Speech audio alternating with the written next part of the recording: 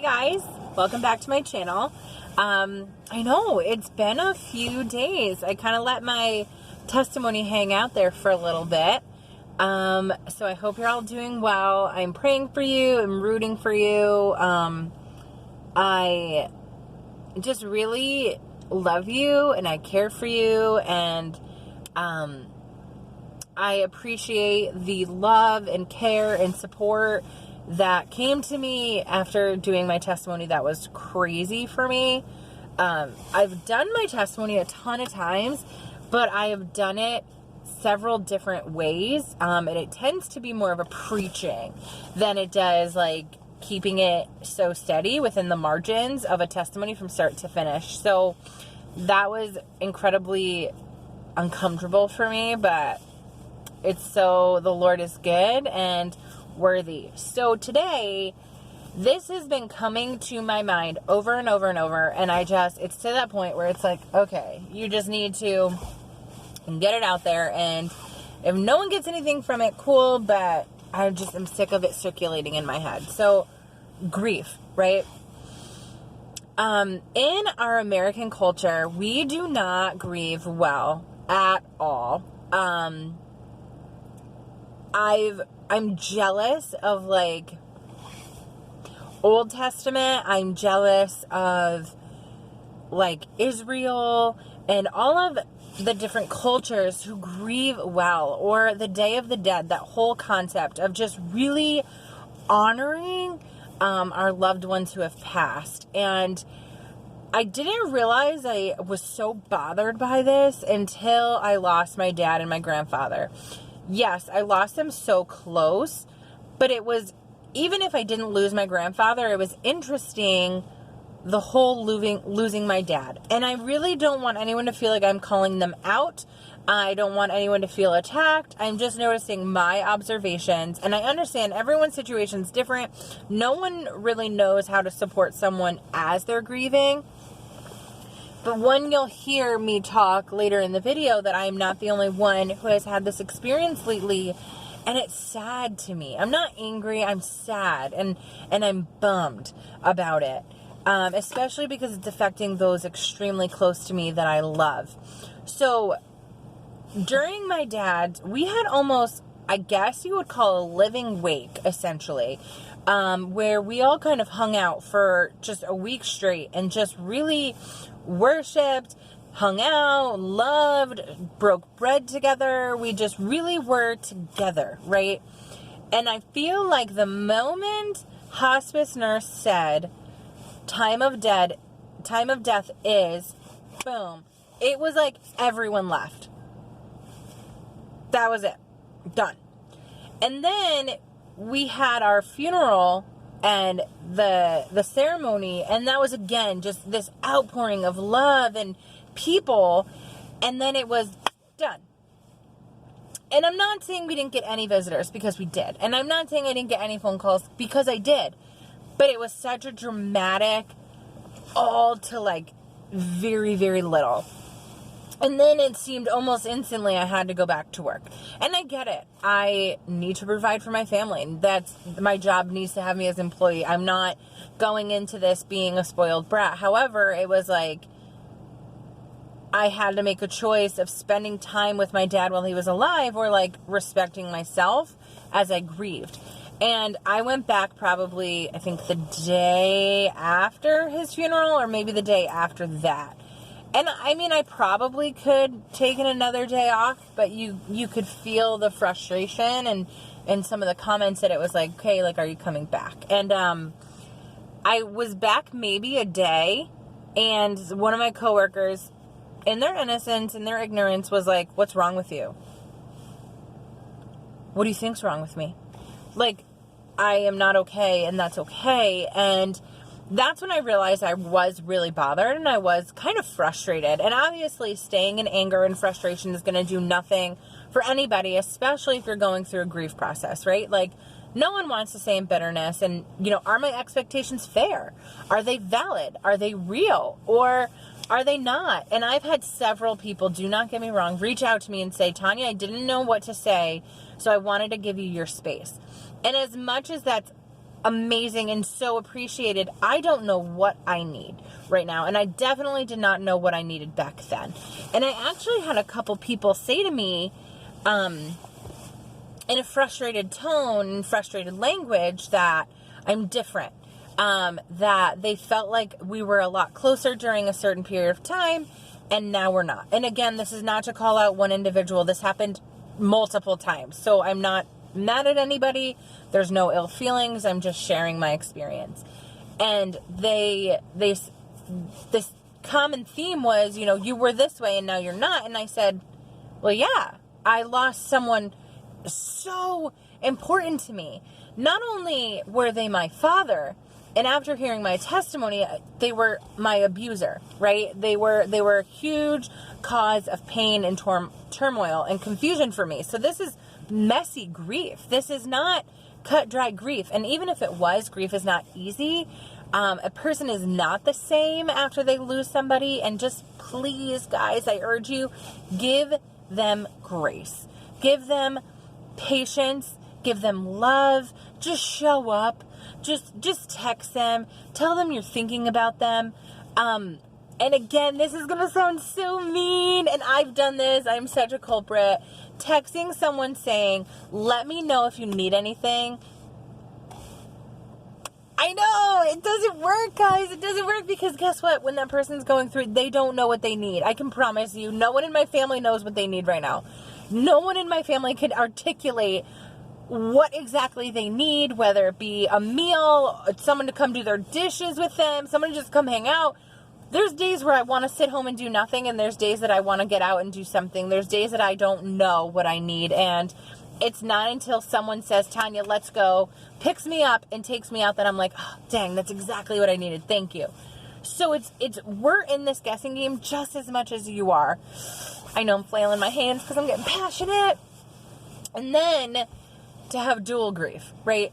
And I'm not saying that to say, ooh, my grief is greater because I've had two. No, it doesn't even matter what type of grief you're going through. Cut dry, messy, dual, it really truly does not matter. But when I do mention the dual, it's because my family is going through so much heartache right now that our expectations of each other are very low, and that is such a beautiful thing, but it is so unbelievably hard, right? So my mom and I got into, not an argument, it was just an emotionally heightened situation where at the end of it, we were both able to articulate, you lost a husband, Mom, but I lost a dad. You lost a father-in-law, but I lost a grandfather. And really able to just be like, I need you as my mom right now, but you can't be right now. If that makes sense. Like, I needed my mom to comfort me in my grief, right? Because I lost my dad. Woo, sorry. I lost my dad, right? And I lost my grandfather. And these are two very important men in my life. Sorry. And I just needed my mom, right? Like, I needed her to hug me. But how can I expect that from her when she lost her husband and her father-in-law?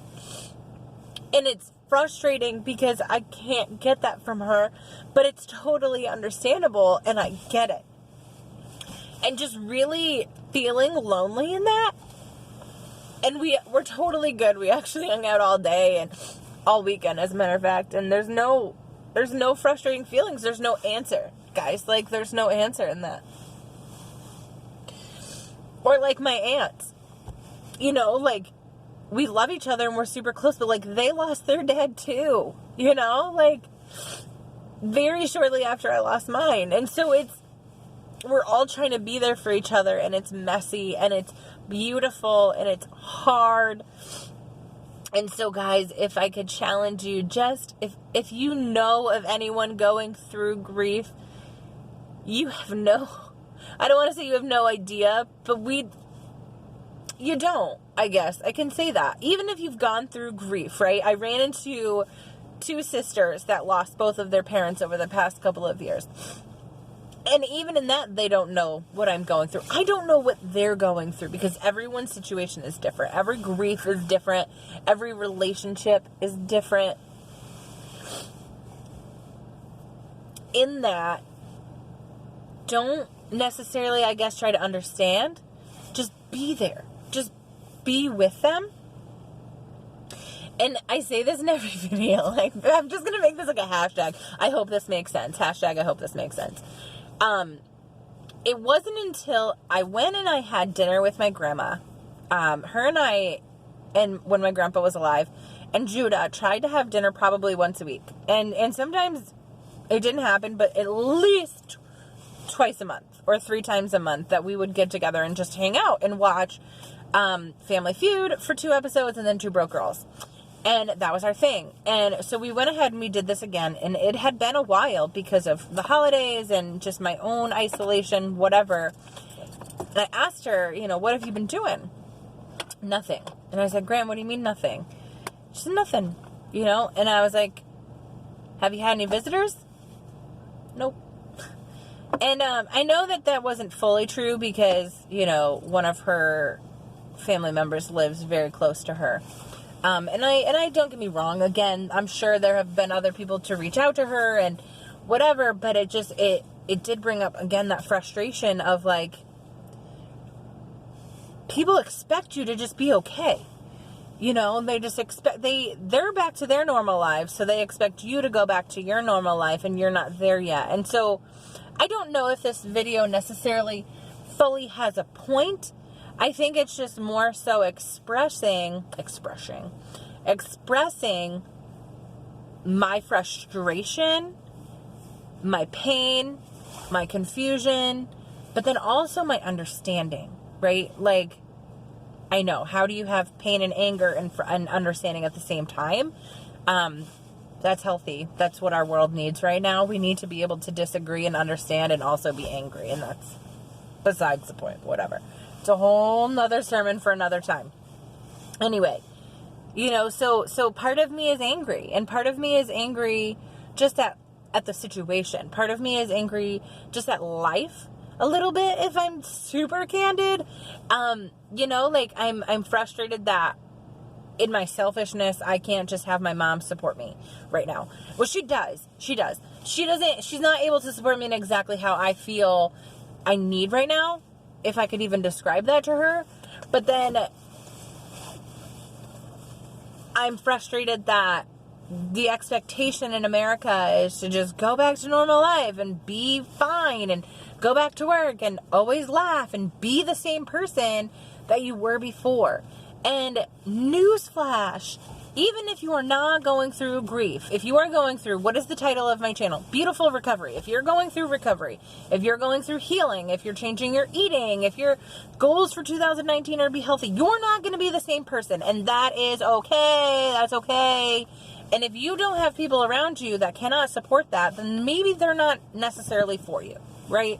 And maybe they're not necessarily the people that you need around you right now.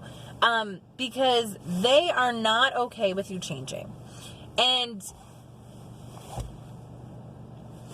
I've had several discussions with people, and I was able to express that to them. And there has been freedom in that friendship or friendships, and there has been understanding, but like, I didn't realize the amount of expectations people had on me until I couldn't meet them, I guess, right? I went to a meeting the other day, and granted, I'm in leadership, and this was like a long time ago actually, but I'm in leadership in this specific area, and I lost it.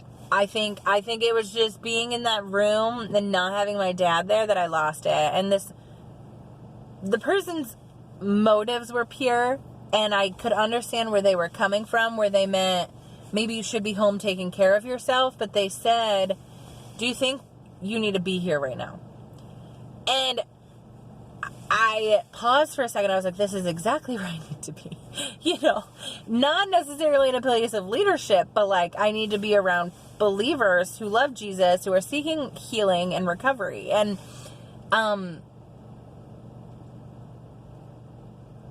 I feel like I'm ranting.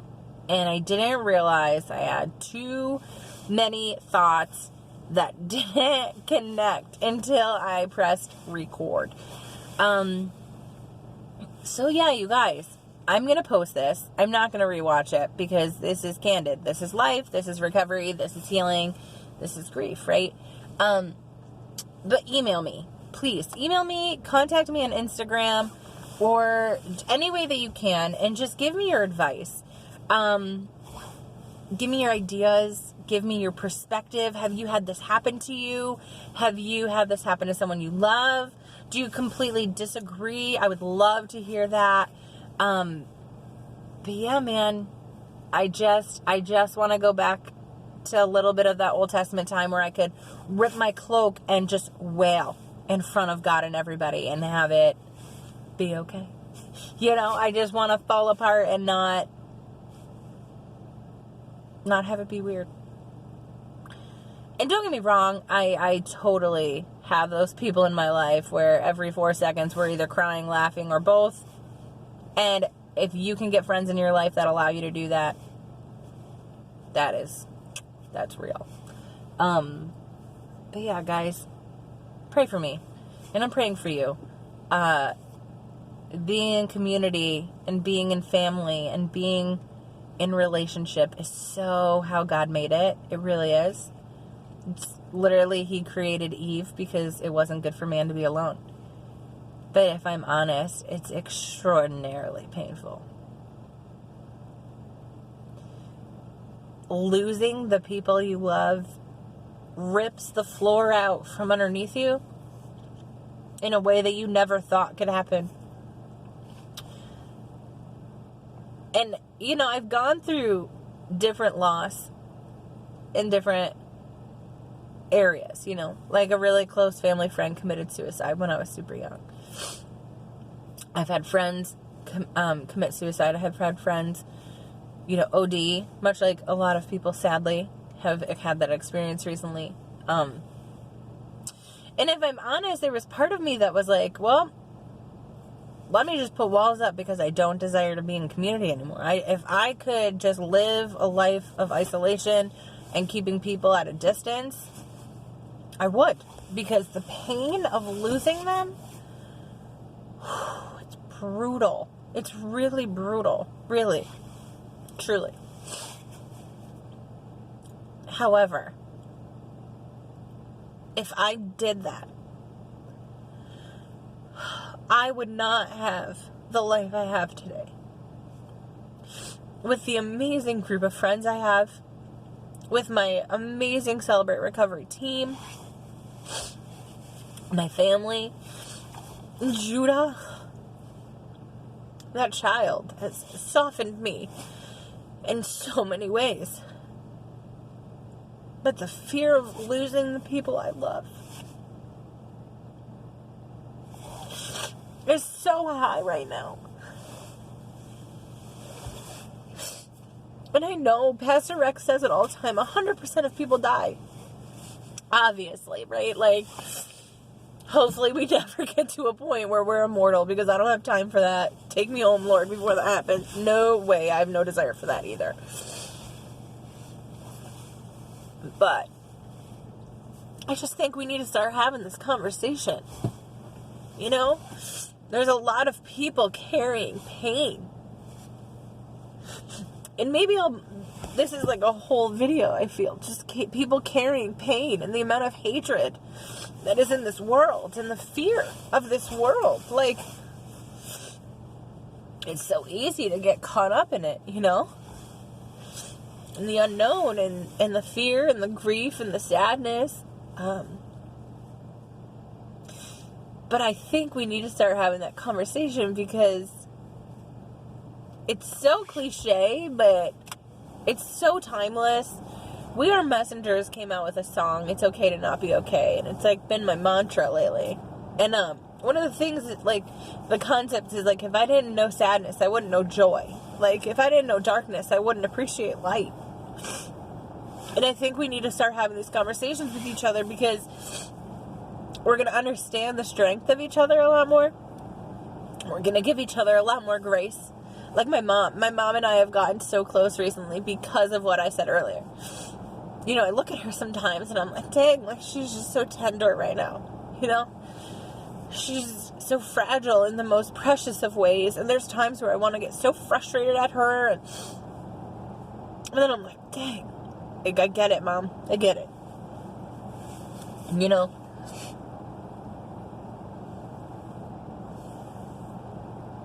So, 20 minutes of like a video that I don't even know the topic of, I guess.